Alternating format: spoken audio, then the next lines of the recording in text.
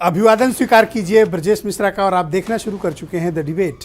बहनों भाइयों, दिल्ली में एक नई महाभारत शुरू हो चुकी है और ये महाभारत आबकारी के मुद्दे पर आम आदमी पार्टी और भारतीय जनता पार्टी के बीच है। लेकिन इसमें तीसरी भूमिका और तीसरे हमलावर की भूमिका कांग्रेस अदा कर रही है और दिल्ली की लड़ाई बेहद दिलचस्प दौर में पहुंच चुकी है, जहां एक्शन, रोमांच, थ्रिलर, आरोप प्रत्यारोप, सरकार बनना गिराना, सीबीआई, बहुत कुछ चीज़ें हैं।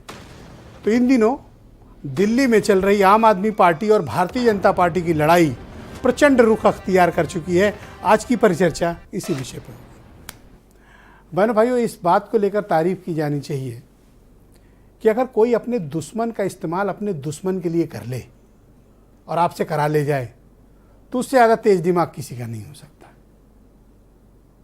मैं बात कर रहा हूं भारतीय जनता पार्टी की। बीजेपी ने आम आदमी पार्टी के खिलाफ कांग्रेस का जमकर इस्तेमाल कर लिया और कांग्रेस को शायद पता भी नहीं चला, या पता भी था तो कांग्रेस की मजबूरी थी, क्योंकि उसे आम आदमी पार्टी से भी लड़ना है और बीजेपी से भी लड़ना है। अब बीजेपी की तेज दिमाग देखिए कि उन्होंने आम आदमी पार्टी के खिलाफ किसका इस्तेमाल किया? कांग्रेस का। उस कांग्रेस का जो कुछ दिन पहले ईडी की गलत इस्तेमाल को लेकर सड़कों पर दिल्ली के बवाल की हुई थी, उसी कांग्रेस ने आम आदमी पार्टी के खिलाफ प्रदर्शन किया। किस बात के लिए? कि सीबीआई की रेड पड़ी है, भ्रष्टाचार चल रहा है। इस्तेमाल किसने किया? बीजेपी ने।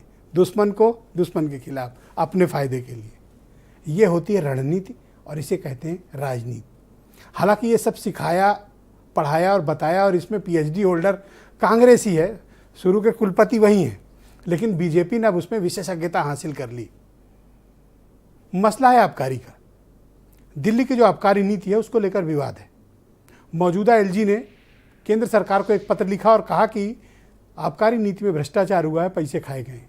मामला राष्ट्रपति भवन पहुंचा। राष्ट्रपति की मंजूरी के बाद सीबीआई ने एफआईआर लिख दी।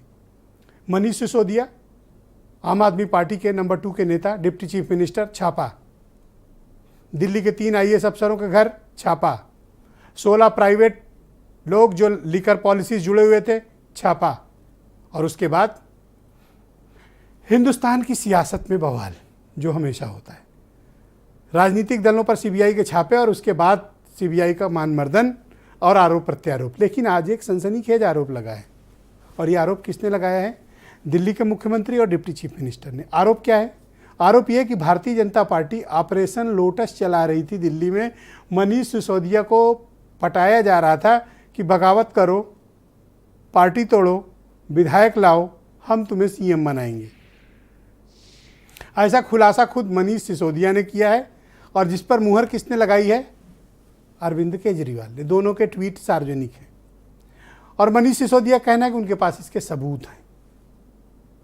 तो क्या दिल्ली में वाकई में सीबीआई का सहारा लेकर कुछ राजनीतिक काम करने की कोशिश हुई, या वाकई में दिल्ली में आबकारी विभाग में भ्रष्टाचार व्याप्त है जिसके लिए सीबीआई ने छापे डाले?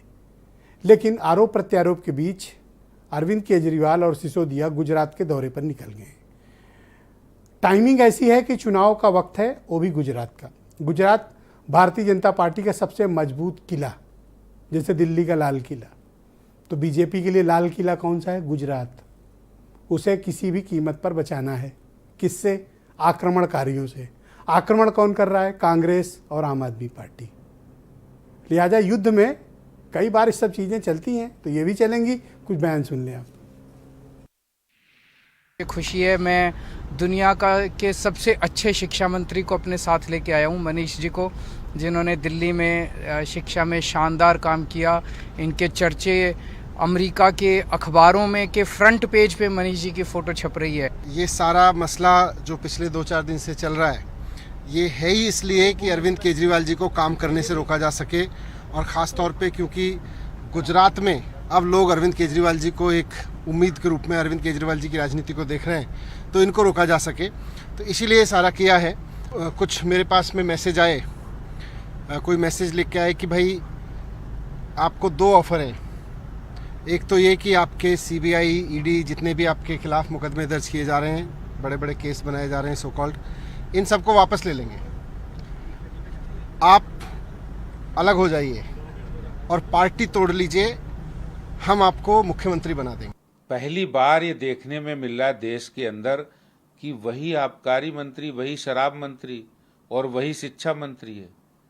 और इसीलिए नई आबकारी नीति बनाई है। नई आबकारी नीति नहीं, ये दिल्ली के लिए पाबकारी नीति हो गई है।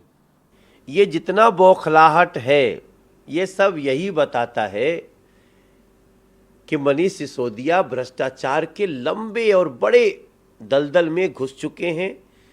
एजेंसीज को ये सारे का साक्ष्य मिल चुका है, ऐसा लगता है। तो आज की डिबेट बहुत ही दिलचस्प है और इसकी दिलचस्पी इस पर चर्चा में आगे बढ़ाएंगे। अनिल झा मेरे साथ मौजूद हैं, भारतीय जनता पार्टी के सीनियर लीडर हैं, दिल्ली बीजेपी से मेरे साथ जुड़े हुए हैं।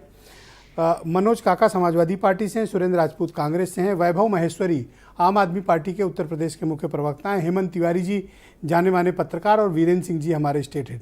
बहुत शुक्रिया और धन्यवाद आप सभी का इस कार्यक्रम में मेरे साथ जुड़ने के लिए।